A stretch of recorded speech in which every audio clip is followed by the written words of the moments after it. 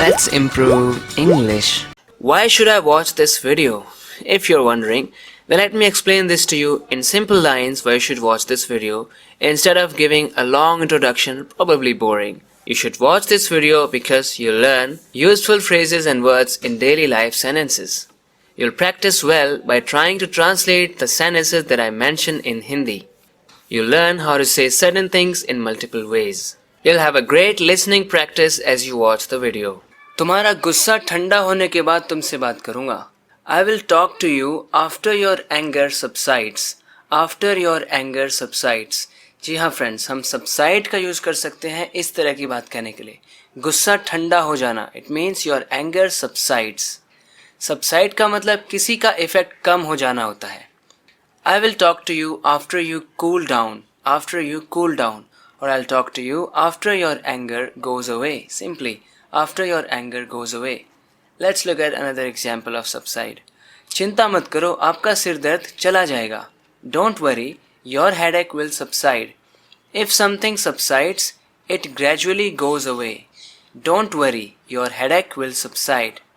जितनी चादर हो उतने ही पैर पसारो, उतने ही पैर फैलाओ. अक्सर ये हम सुनते हैं, अक्सर हमसे लोग ऐसे कहते हैं कि भाई जितनी चादर हो उतने ही पैर पसारो, उतने ही पैर फैलाओ, ज़्यादा खर्चा मत करो. इंग्लिश में अब इस बात को कैसे कहें? इंग्लिश में भी हमारे पास एक प्रोवर्ब होता है जो है cut your coat according to your cloth. Cut your coat according to your cloth. अब यहाँ पर सोचने का नज़रिया अलग अलग है, दोनों को अलग अलग तरीके से हम बोल रहे हैं, लेकिन इंग्लिश में भी जब हम ऐसा कहते हैं तो इसका यही मतलब है कि ज़रूरत से ज़्यादा खर्चा मत करो, लिमिट के अंदर ही खर्च करो. Cut your coat according to the cloth. जितना कपड़ा आपके पास है उसी हिसाब से कटिंग करो, नहीं तो कपड़ा कम पड़ जाएगा और फिर काम पूरा नहीं हो पाएगा. हिंदी में कह देते हैं कि जितनी चादर हो उतने ही पैर पसारो, नहीं तो पैर चादर के बाहर चले जाएंगे, फिर ठंड लगेगी. बोलते हम अलग अलग तरीके से हैं, लेकिन हम कहना एक ही बात चाहते हैं, जितनी चादर हो उतने ही पैर पसारो. तुम्हें अपनी चादर के हिसाब से पैर फैलाने चाहिए थे. पास्ट में you should have cut your coat according to your cloth. Should have done something, कुछ करना चाहिए था. You should have cut your coat according to your cloth. You should have cut your coat according to your cloth. अभी हमारा वक्त थोड़ा ख़राब चल रहा है, टाइम थोड़ा ख़राब चल रहा है, कुछ भी अच्छा नहीं हो रहा हमारे साथ. We are going through a rough patch. We are going through a rough patch. If you go through a rough patch, it means your time is bad, nothing good seems to be happening with you, and you're going through a tough time. You are going through a rough patch. उसका पहले ही वक्त खराब चल रहा है, उसकी ज़िंदगी नर्क मत बनाओ. He is already going through a bad patch. Don't make his life a living hell. Bad patch, difficult patch or a rough patch. Don't make his life a living hell. Don't make his life a living hell. He is already going through a rough patch. So going through a rough patch मतलब going through a tough time. तुमने ज़रा भी कोशिश नहीं की मुझे बचाने की. जब हम ऐसा कहते हैं ना कि किसी ने ज़रा भी कोशिश नहीं की, ज़रा सी भी कोशिश नहीं की, इंग्लिश में हम इडियोमैटिक तरीके से इसको कह सकते हैं you didn't lift a finger to save me. If somebody doesn't lift a finger to do something, it means he doesn't try at all. वो घर में एक चीज़ इधर से उधर नहीं रखता. कहने का मतलब है वो ज़रा सा भी काम नहीं करता, ज़रा सी भी हेल्प नहीं करता, कोशिश ही नहीं करता हेल्प करने की. He doesn't raise a finger around the house और he doesn't lift a finger around the house. He doesn't raise a finger, he doesn't lift a finger मतलब he doesn't try to do anything at all. He doesn't do anything, he doesn't raise a finger, he doesn't lift a finger.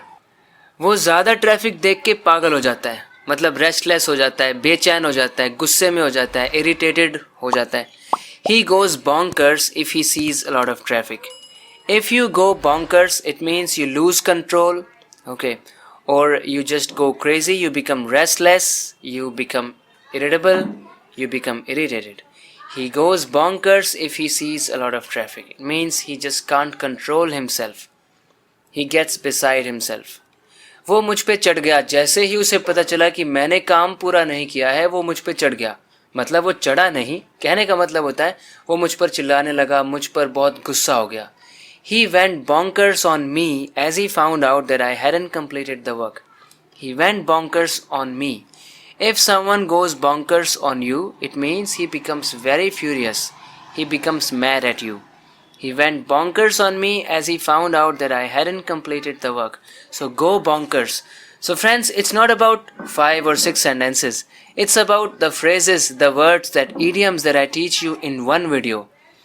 एक ही video में मैं आपके लिए बहुत सारी चीज़ें सिखाता हूँ, बहुत सारी चीज़ें लेकर आता हूँ एक ही वीडियो में.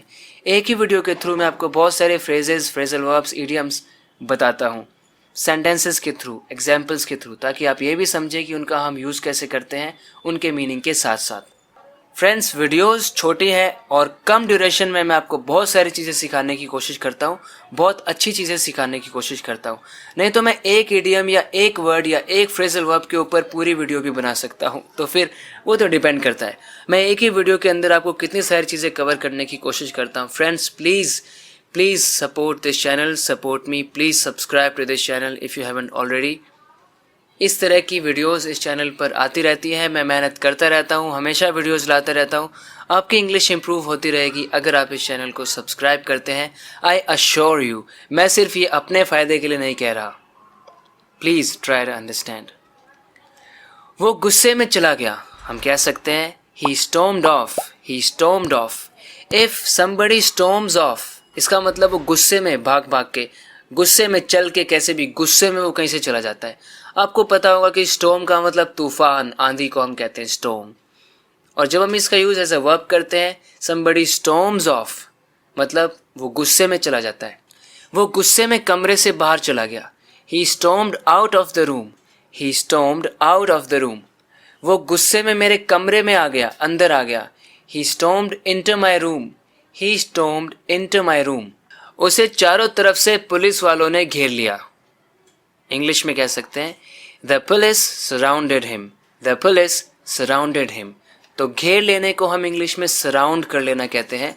इसके अलावा आप ऐसे कह सकते हैं the police swarmed around him. The police swarmed around him. Swarm around. वैसे फ्रेंड्स, स्वॉर्म हम कहते हैं इंसेक्ट्स के ग्रुप को स्वॉर्म कहते हैं, लेकिन हम इसको एज अ वर्ब भी यूज़ कर सकते हैं. If some people swarm around a place, it means they just gather and they just surround something or someone. तुमने मुझे ऐसे क्यों घेर लिया है? Why have you swarmed around me like this? Why have you swarmed around me like this? So friends, इसी तरह से अपनी इंग्लिश को इम्प्रूव करते रहने के लिए इस चैनल को सब्सक्राइब ज़रूर करना अगर आपने अभी तक नहीं किया है तो. Thank you very much. Thanks a lot. Thanks a million if you have subscribed to this channel. Thank you very much. Okay friends, हम बात करते हैं अगले वीडियो लेसन में. Take care and bye bye.